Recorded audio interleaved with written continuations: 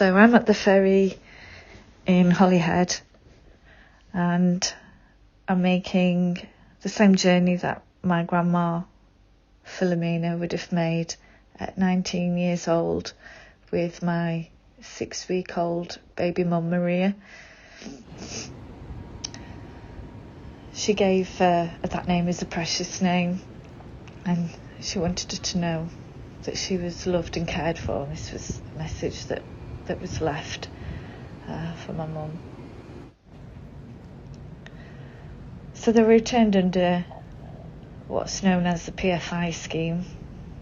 English social workers used that term officially. It stands for Pregnant from Ireland. And that's pretty much just as it sounds. It's dehumanising. It's about saving money. It's kind of anti-immigrant, anti-Irish. And although my mum was born in London to Irish parents, they fell under this scheme for this forcible return. And that happened for pregnant women and girls, for some women and girls whose babies had been born, like my grandma, and for some children on their own up to the age of 6 years old. It's just horrifically cruel. So they travelled from London, from Euston Station, and it would have been on the postal trains, and at that time it would have been a steam train. And when they arrived at Holyhead, they would have had to walk onto the steam boat, which was called cattle boat, and it was a cattle boat. They had to walk up a gangplank behind the cows, the cattle, and slip and slide in the filth. My 19-year-old grandma would have been carrying her 6-week-old baby, holding on to her as safely as she could, and tenderly avoiding all of this cow shit on the plank and the dehumanising shit, I guess, that was going on all around them, trying to keep her as safe as she could, let her know that she was loved. They would have come on this ferry and found a quiet spot, and as a mother I know you settle and soothe a child by holding them close, singing them a gentle song, feeling each other's heartbeats. They would have shared that quiet time. They would have found, hopefully, a quiet spot together. And this time, to think about that time, is so precious for my mum. This would have been some of their last unhindered moments together. But there must have been so much going on in my grandma's heart and mind. It must have been unimaginably hard, knowing what laid ahead.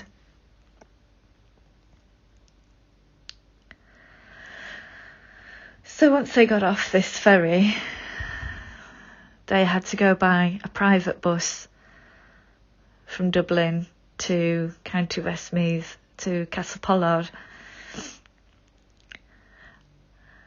There wouldn't have been a service bus in case anybody saw them that recognised them, to save shame and enforced shame. My grandma's family knew about my mum, and she had done her best to try and hold on to her and keep her, and we were informed about that. But at Castlepollard,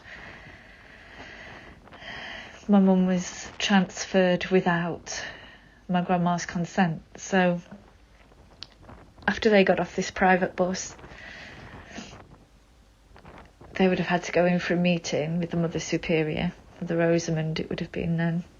And she who was well known and documented in inspections and reports for being very strict, cruel, really. And she gave them all, good dressing down when they got there. They were shamed. Pretty cruel and disgusting things said to them about how they enjoyed their time and now they were going to get punished for it. The clothes stripped off them. They were put in brown nylon uniforms and clogs, had their hair cut, and women were put to work. So inspection reports at the time say Castlepollard this is something that was documented, was them chopping down the logs and carrying the logs.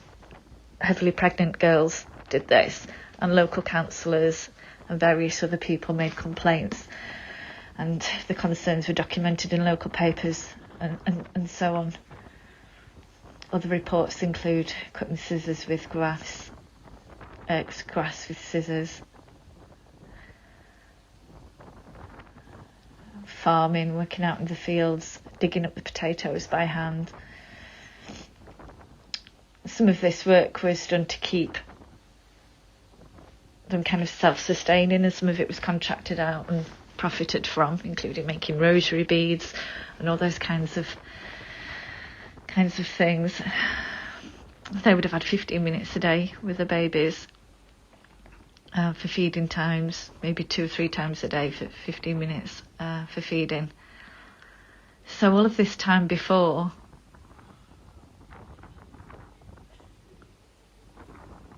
is precious. However harrowing and awful it must have been, she still fought her way through that and tried her hardest.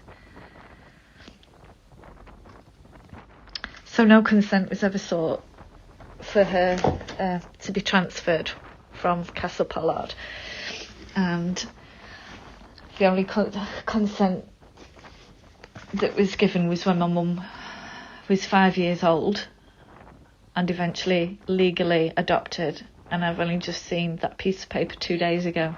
2 days. And along with that, what I'd asked for was for their time together. This is what my mum wants to know about and needs to remember and focus on. She didn't have a happy adoption.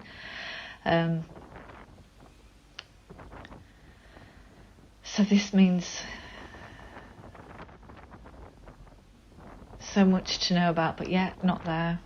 No, we weren't told. So what I know this because I've spoken to other women that have been through this. I've spoken to those people who've told me what it was like and what happened. So I'm just going to read you some of those comments that I've been asked to. Fiona, my mum made that route in 1964. From London, she got the train to Holyhead, the boat to Dunleary, and then a bus to Castlepollard. I'm presuming it was a bus ordered by the Sacred Hearts. I'm trying to recall the conversation we had about this. The bus went up the avenue to the door, so it was unlikely public transport, which would have dropped them off in the village. I do know that she mentioned there was a few of them on the trip, but they didn't know each other. And this endurance trail was taken 10 days before my birth. It was organised by the Crusade of Rescue and CPRSI and the Sacred Heart nuns at Castlepollard. Fiona, the boats were referred to as cattle boats. It was horrendous, with people getting sick all over the place. The route I travelled home in 1962 was from Euston to Holyhead, and the journey took about 6 or 7 hours.